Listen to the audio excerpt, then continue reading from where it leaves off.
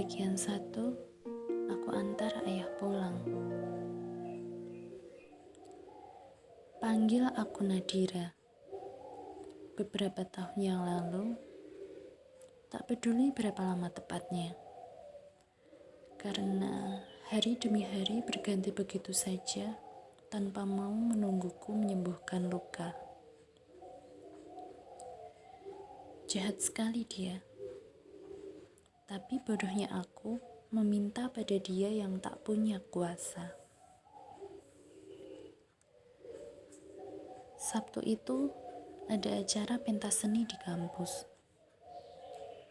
Semua orang terlihat asik bernyanyi di bawah terik matahari. Menyenangkan melihat keriuhan dari kejauhan. Semua bersenang-senang, sepertinya, karena hati tak dapat kuamati dari sini. Suasana makin riuh saat semua memanggil satu nama yang sama. Nama yang pasti aku nantikan juga. Oksi, Oksi, Oksi, Oksi. Begitu sebut mereka bersama-sama.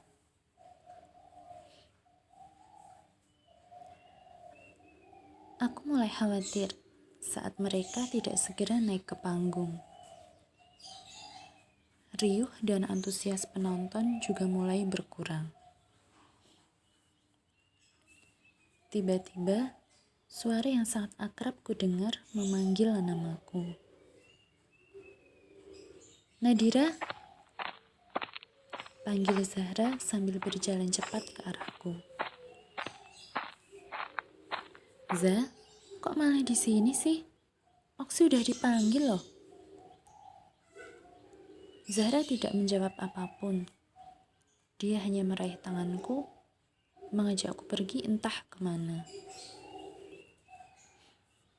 Zah, kenapa?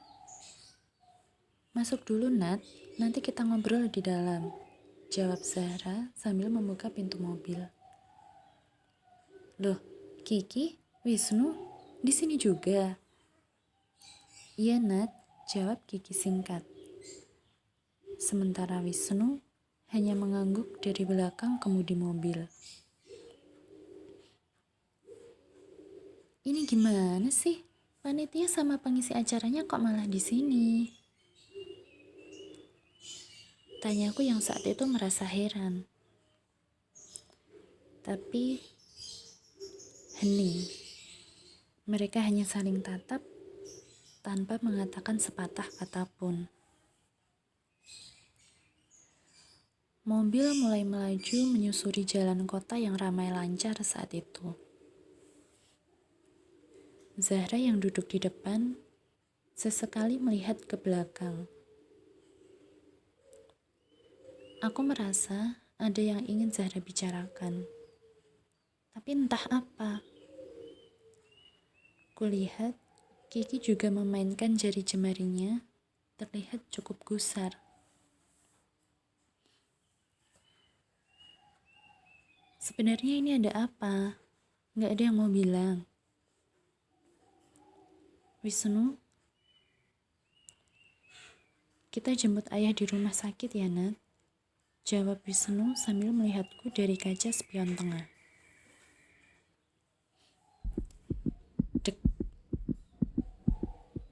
Aku sempat terdiam beberapa saat untuk mencerna kalimat Wisnu. Ayahku, tanyaku dengan suara bergetar.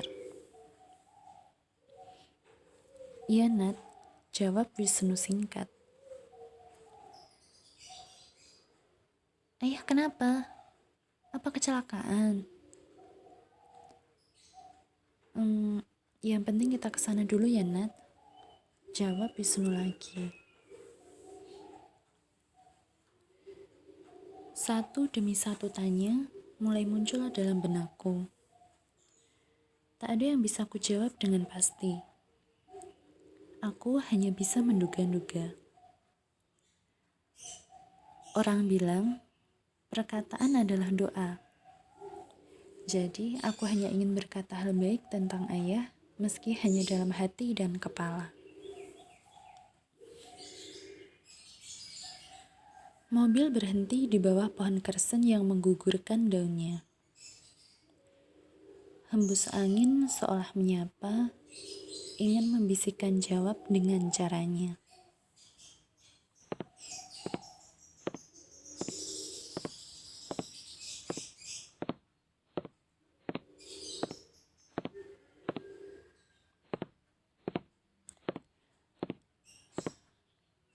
Sembilu menusuk kalbu.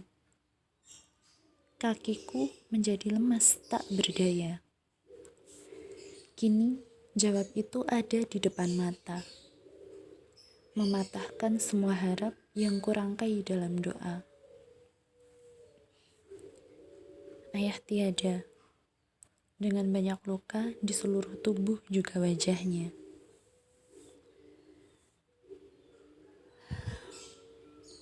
Aku terduduk di lantai, tepat di sebelah ayah.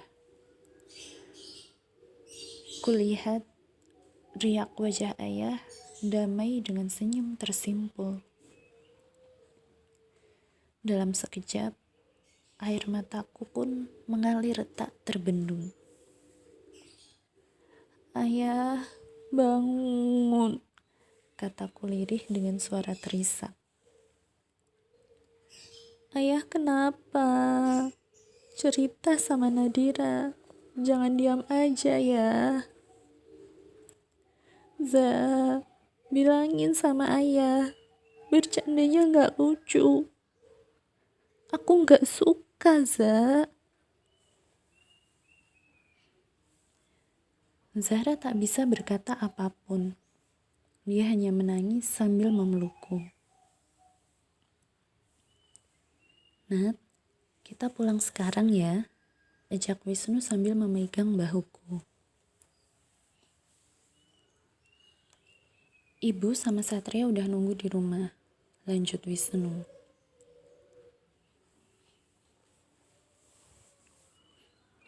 Di luar, langit biru telah berubah hitam pekat. Tak ada satu bintang pun yang nampak. Apakah langit juga ikut berduka? Atau bintang sengaja sembunyi untuk membuatku semakin merasa sepi dan terluka? Nat, all is well, kata Wisnu tersenyum sambil memasukkan kapas ke telingaku. Jangan dilepas, nanti telinga kamu sakit. Begitu kata Wisnu saat itu. Tapi nanti, pada akhirnya aku tahu ada alasan lain selain itu. Aku hanya mengangguk sambil tersenyum simpul untuk mengucapkan terima kasih.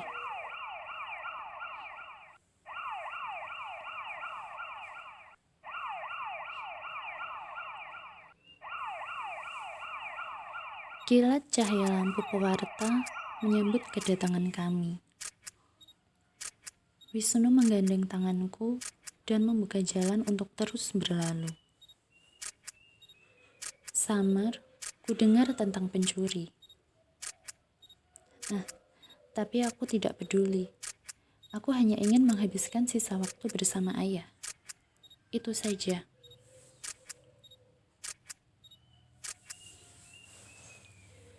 Di sudut ruangan, aku lihat ibu menangis di samping jenazah ayah. Suaranya begitu parau, menyesakkan dada. Satria, adikku juga ada di sana. Ia duduk terdiam dan menatap ayah dengan begitu lekat. Berkali-kali ibu mengulang kalimat yang sama. Ayah orang yang baik, Sat.